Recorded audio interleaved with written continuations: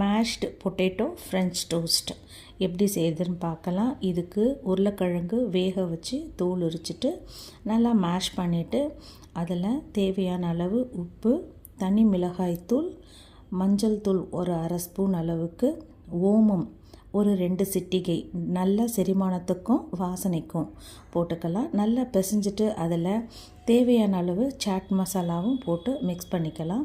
ஒரு பவுலில் முட்டையை உடச்சி ஊற்றி அதில் உப்பு, சில்லி ஃப்ளேக்ஸ், அதுக்கப்புறம் கொத்தமல்லி கட் பண்ணதை போட்டு ஒரு டம்ளர் அளவுக்கு பால் ஊற்றிக்கலாம். அதை நல்லா பீட் பண்ணிவிட்டு அதுக்கப்புறம் நம்ம எடுத்து வச்சுருக்க ப்ரெட்டில் உருளைக்கிழங்க ஸ்டஃப் பண்ணிக்கலாம். 2 ப்ரெட்டுக்கு நடுவில் உருளைக்கிழங்கு ஸ்டஃப் பண்ணி வச்சுட்டு இதை அந்த முட்டை மிக்ஸ் பண்ணி வச்சுருக்கோம் இல்லையா, அந்த மசாலாவில் போட்டு 2 சைடும் நல்லா எடுத்துட்டு ஒரு பேனில் வெண்ணெய் போட்டுக்கலாம். பட்டர் போடுறதுனால கொஞ்சம் நல்லா வாசனையாக இருக்கும். 2 சைடும் நல்லா பொன்னிறமாக ரோஸ்ட் பண்ணி எடுத்துக்கலாம். Masala bread toast ready.